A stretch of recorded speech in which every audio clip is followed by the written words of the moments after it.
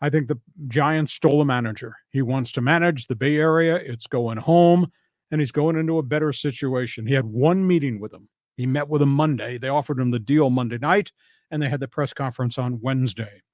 You know, he did not like some of the storylines that were out there.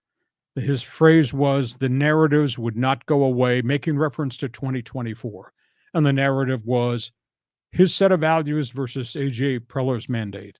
What was going on in the clubhouse versus how he wanted to run the clubhouse. What might happen to the roster considering all the potential changes that were coming. He what he said is not totally accurate.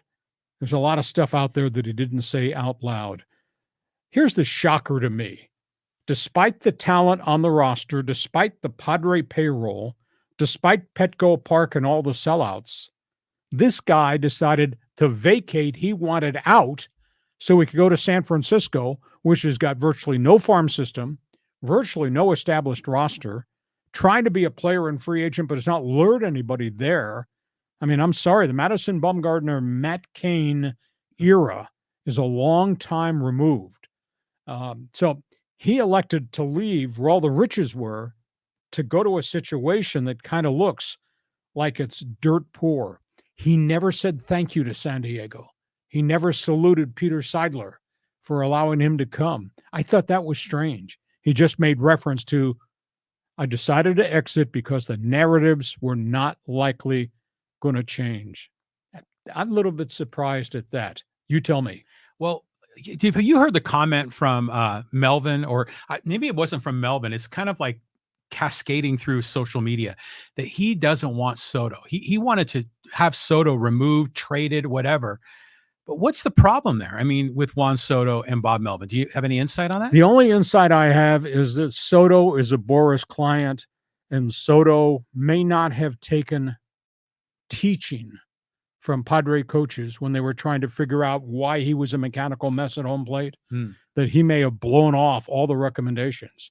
Now, maybe he fixed it himself because he started to hit better after the .230 batting average that dragged through the first couple of months of the season, right, and he became an established big league star again like he did in Washington. So maybe he was just not the kind of guy that was willing to take on the data, either from Melvin or the coaches.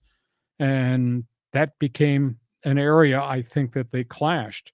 The guy did hit. There's no doubt about what he did the back 2/3 of the season, but he's a Boras client. And to me, it's almost as if Soto only cares about my statistics and the rest of it's junk. I don't believe any of the stuff that comes out of his mouth about teamwork and clubhouse and all that. Just I don't believe any of the junk that comes out of, look at the back of my baseball card, Manny Machado's mouth either. But that's where we are now. Is it deeper than that? It might well be. I mean, that rumor is out there that Melvin and Soto were not eye to eye, and Melvin may have said, you need to get this guy out of here. But AJ couldn't do that after having traded 6 for 1. Right. And they stayed the course, and the guy hit the hell out of the ball, had a good second half of the season, maybe has a good season next year, and then maybe they have to make a decision come trade deadline time. If they're not in the pennant race, they trade him and get whatever they can. But they're never going to get 6 for 1 for him. That's a big issue. And I just don't think they can re-sign him because that's Scott Boras's guy. We know how Boras takes his players to free agency. Yeah, he's most likely going to go to free agency. Maybe we can sign him after the next offseason. But I've seen rumors of the Yankees have been inquiring for him to go play in New York. And you see, well, you even shared some of those potential trades. And you just kind of wonder, this collection of prospects, like really, what are you getting?